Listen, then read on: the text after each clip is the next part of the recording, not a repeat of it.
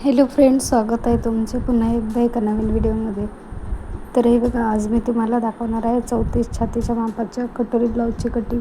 तर हे बघा, हे मापासाठी ब्लाऊज आलेला आहे. तर इथे आपण सर्वात पहिले उंची मोजून घेऊ. तर या ब्लाऊजची उंची फक्त 11.5 आहे, पण आपल्याला ती वाढवून घ्यायची आहे, थोडी 12 इंच करायची आहे. आता हे बघा, छातीचा चौथा भाग इथे किती येत आहे, 8.5 इंच येत आहे बघा. आणि कमर आपल्याला या पद्धतीने मोजून घ्यायची आहे. आता हे बघा, इथे पूर्ण राऊंड मोजून घ्यायचा आहे आपल्याला कमरेचा, या प्रकारे. ते बघा, 27.अर्धा इंच म्हणजे 27.5 इंच येत आहे. आणि पाठीमागचा गळ्याचं माप आपल्याला या पद्धतीने घ्यायचं आहे. जे तयार पट्टी आहे खालच्या साईडची कमरेची, ती आपल्याला मोजून घ्यायची आहे. तर इथे बघा, 3.25ला एक लाईन कमी येत आहे, तर आपल्याला 4.25 इंच घ्यायचं आहे. तर इथे बघा, उंचीचं माप टाकून घेऊया. तर 12 इंच आहेत, आपल्याला 13 इंच घ्यायचं आहे. तर इथे 13 इंच माप टाकून घेऊया आपण उंचीसाठी.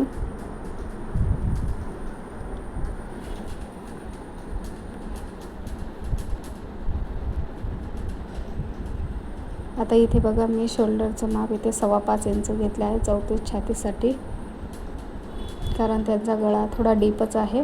तर इथे मी 5.25 इंच घेतले आहे. तर हे बघा, ब्लाऊजचं आपल्याला आर्मोलचं माप टाकण्यासाठी मी या पद्धतीने मोजून घेत आहे बघा.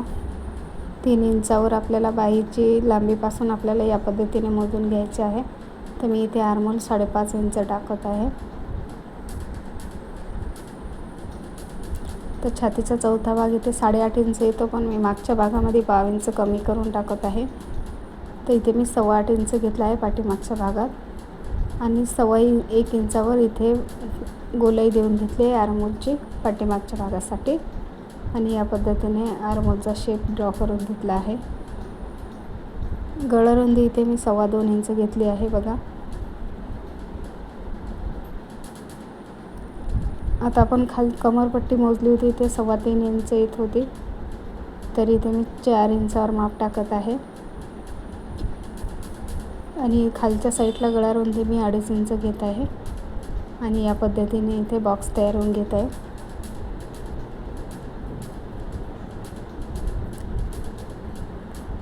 तिला या पद्धतीने गळा हवा आहे, एकदम वरी सीधा चौकोन आणि फक्त मधात थोडासा राऊंड.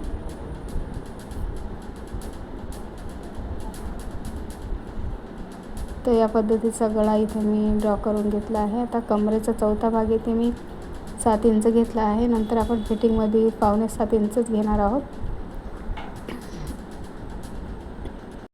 आता जसं मार्किंग केलं आहे तसंच इथे कट करून घ्यायचं आहे.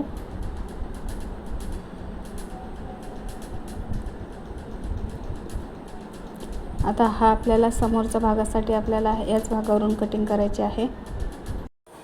तर हे बघा, मी कपडा या पद्धतीने सेट करून घेतला आहे. आता आपण समोरचा भाग कटिंग करणार आहोत. तर हा जो पाठीमागचा भाग आहे, आपण तो याच्यावर ठेवून घेणार आहोत. पहिले जसा आहे तसाच इथे मार्किंग करून घ्यायचं आहे आपल्याला. आणि नंतर कुठे चेंजेस करायचे आहे ते मी तुम्हाला सांगणार आहे. तर हे बघा, इथे जसं पहिले पाठीमागचा भाग आहे तोच इथे मी मार्किंग करून घेत आहे.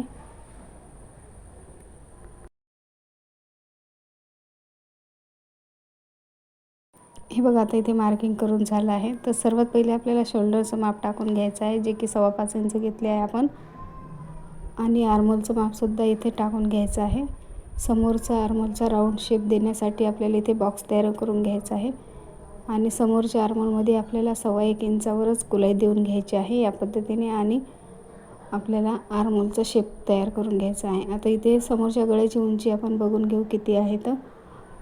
तर इथे हा तयार ब्लाऊज आहे, त्याची उंची आपण मोजून घेणार आहे या पद्धतीने. तर हे बघा, इथे 5.5 इंच येत आहे. तर आपण याच्यामध्ये 1.25 इंच एक्स्ट्रा घेणार आहे. तर आपण इथे 6.25 इंच मार्किंग करून घेत आहे, कारण आपण पायपिंग करणार आहे. तर ओढण्यामध्ये 1.25 इंच चालला जातो आपला, आणि अर्धा इंच शोल्डर जोडण्यात. तर या पद्धतीने इथे गळा तयार करून घ्यायचा आपल्याला. आणि खालच्या साईडला थोडंसं आपल्याला क्रॉसमध्ये द्यायचं आहे, जेणेकरून आपला गळा ओढला जाणार नाही आणि एकदम व्यवस्थित बसणार.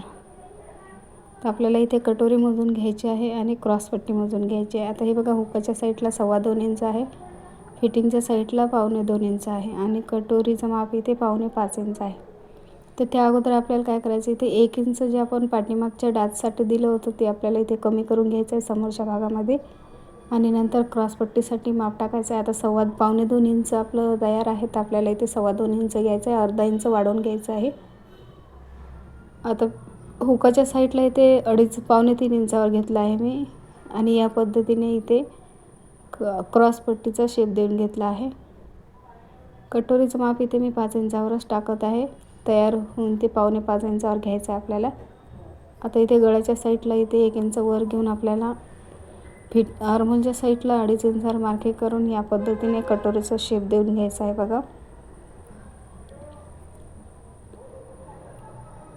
आता आपल्याला खालच्या साईडला इथे क्रॉसपट्टीला अर्धा इंच वाढवून घ्यायचं आहे.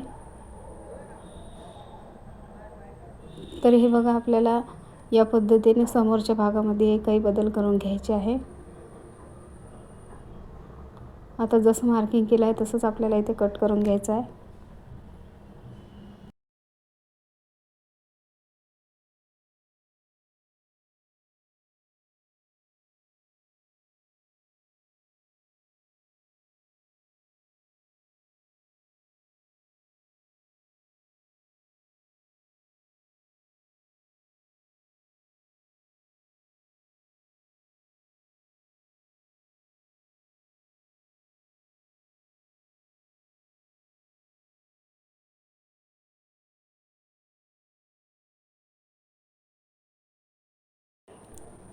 तर हे बघा, सर्व पार्ट कटिंग झाले आहे. आता इथे आपल्याला कटोरी वाढवून घ्यायची आहे.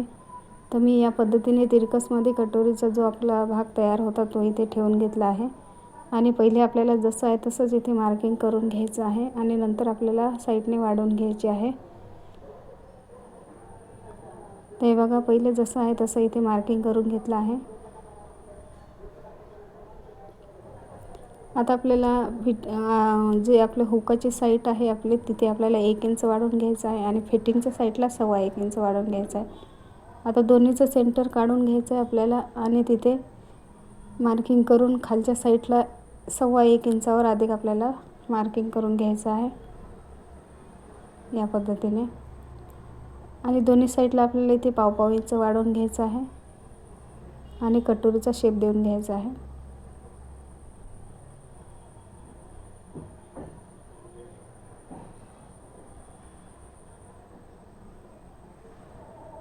या पद्धतीने आपली कटोरी तयार होते बघा. आता इथे बाहीची कटिंग नाही दाखवणार मी, कारण की तिला फुग्याची बाही पाहिजे आहे आणि या कपड्यामध्ये बसणार नाही. तर आपल्याला ती डायरेक्ट जो कपडा आहे ब्लाऊजचा मेन कपडा आहे त्याच्यावरच कटिंग करणार आहे. तर बाहीची आपल्याला जी फुगाबाई बनवायची आहे तिचा व्हिडिओ मी नक्की तुमच्यासोबत शेअर करेन. तर आता या व्हिडिओमध्ये तुम्हाला बस एवढंच सांगितलं आहे. तर व्हिडिओ तुम्हाला आवडला असेल तर तुम्ही व्हिडिओला लाईक करा आणि माझ्या चॅनलला सबस्क्राईब करा. आणि हे बघा, आता आपले ब्लाऊज पूर्ण कटिंग झाले आहे. हे ब्लाऊजचे अस्तर आहे, आपल्याला मेन कपडा वेगळा आहे, ते पूर्ण कटिंग करून घेणार आहे मी. तर चला भेटूया पुढच्या व्हिडिओमध्ये. धन्यवाद.